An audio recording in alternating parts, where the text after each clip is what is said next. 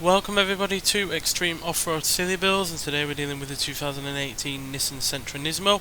Now this has 1016 horsepower, 829 pounds-feet of torque from a 4.1 litre twin turbocharged V6 engine.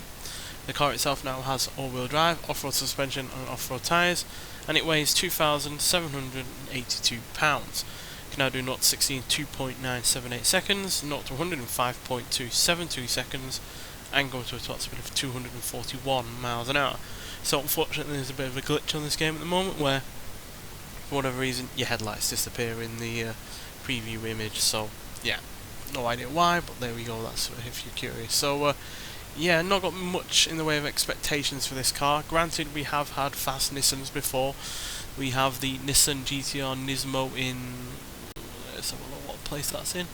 That is currently in 12th place, and we also have the Nissan Safari Z version of the 370Z in 21st place. So yeah, we have had a couple of quick Nissans, but you know, it's not like they're quite top 10 territory, and yeah, I'm guaranteeing that this NISMO version of the Sentra isn't going to be as quick as the NISMO version of the GTR, especially considering the handling stat is quite on the low side. But yeah, still going to be interesting to see what this car can do.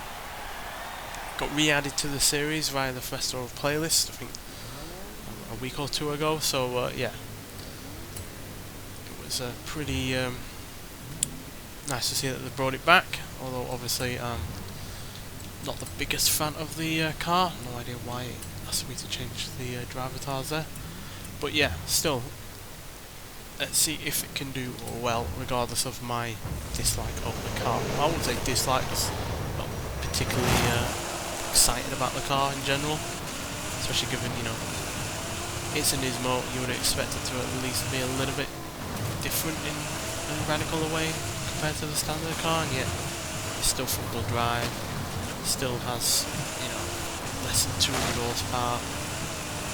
Yeah, it's got some extra bodywork and all like that, but there's no massive difference to the standard car, quite frankly. So yeah,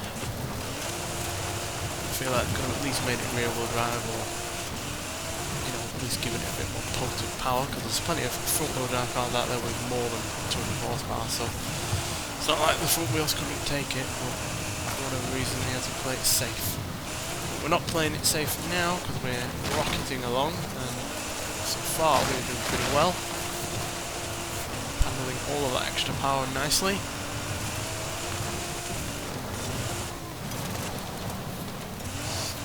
A bit, that's fine. Just be dealing with the bumps and jumps okay. Because it's still quite a small car, it's obviously like a subcompact saloon. It's quite nimble. It doesn't weigh out that much either, with the all-wheel drive system being in addition to the car.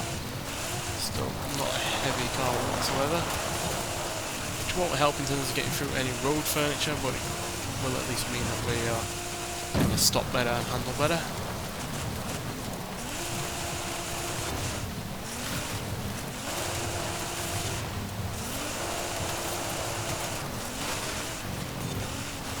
Does seem to just want to oversteer a fair bit though.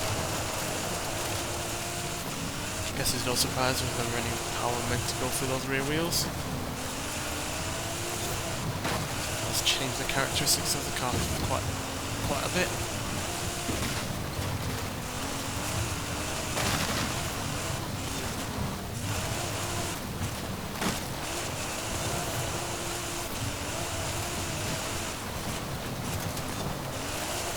Doesn't understeer as much as I figured it might, given, you know, it's got a much larger engine up front and a lot more power going through those front wheels, but yeah, obviously it does not seem to be too much of an issue, thankfully.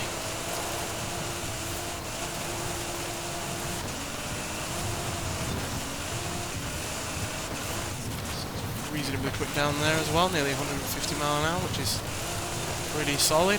Some cars haven't even managed that with, you know, more power and potential for greater speed. So top box with this Sentra here.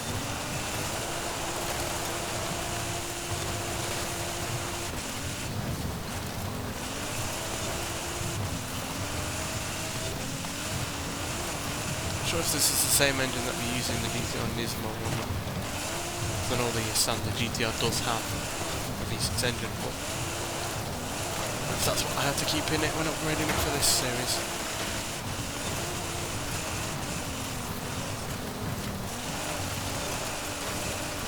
Regardless, that is a pretty solid time. Not the quickest Nissan by any means, but it's not massively far off at 3 minutes 23.629, whereas the Nissan Safari Z version managed 3 minutes 21.376. So we're yeah, only just over 2 seconds slower than that car, and you know that was built for going off-road, even though it is a modified version of a 370Z. But we are nonetheless far slower than the GTR NISMO, which managed a time of 3 minutes 17.973. So yeah, nearly 6 seconds slower than that car. But still, I feel like we've come ahead of some serious competition in terms of off-road aspects. As yeah, the Hilux AT38 and the Toyota 4Runner TRD Pro are slower than this. So is the GMC Jimmy and the Ford F-150 S3T Lightning, the Land Rover Defender 110X, the Ford Bronco, the Toyota Land Cruiser AT37, the Sierra Cars RX3. So yeah, some serious off-road competition there, and it's quicker than they are. And yeah, that seems to be the reality for the series overall, is that the off-road vehicles tend to be slower than the non-off-road vehicles. I think we only have maybe 1 or 2 in the top 10 that are you could consider being an off-road vehicle. So yeah, on the whole, this series is kind of, you know, not playing how you'd expect it to be.